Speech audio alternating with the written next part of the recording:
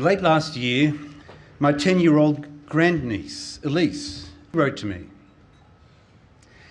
"Uncle Alan, I just watched a frighteningly real video on the crisis of sustainability.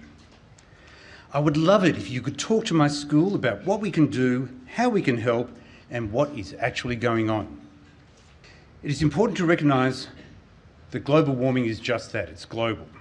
No nation is immune to its impact. Indeed, many nations that contribute the least to global warming are facing its most serious consequences. Because ocean currents and major wind patterns respond to atmospheric and ocean warming, the effect of just 1 degree temperature rise causes major disruptions on the natural systems that regulate our climate. Small annual temperature changes eventually lead to tipping points, resulting in increasingly intense storms, deeper droughts, erratic swings in coastal water temperatures, and consequent coral bleaching. A practical mitigation approach is to address the biggest source of emissions. But we cannot abruptly cease our use of energy.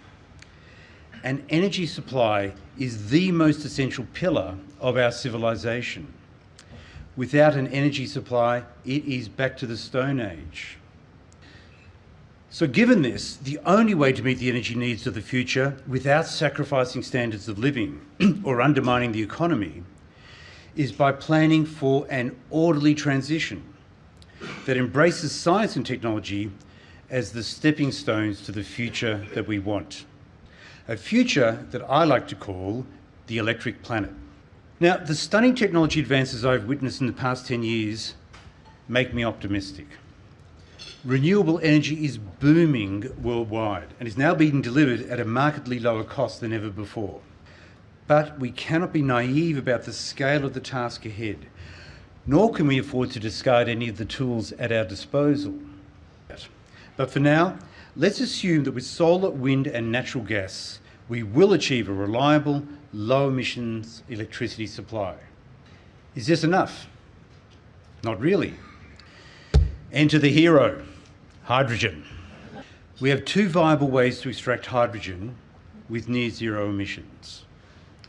First, we can split water in a process called electrolysis, using renewable electricity.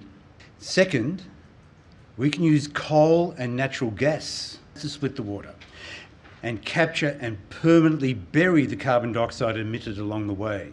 There's a nearly $2 trillion global market for hydrogen come 2050. In Australia, we've got the available land, the natural resources, the technology smarts, the global networks, and the industry expertise. And we now have the commitment with the National Hydrogen Strategy, unanimously adopted at a meeting by the Commonwealth state and territory governments last year. Indeed, as I reflect upon my term as Chief Scientist, in this, my last year, chairing the development of this strategy has been one of my proudest achievements. The full results will not be seen overnight, but it has sown the seeds, and if we continue to tend to them, they will grow into a whole new realm of practical applications and unimagined possibilities. We only have one planet to call home, and we all hold a great responsibility in our tenancy here to children like Elise and to generations to come. Thank you.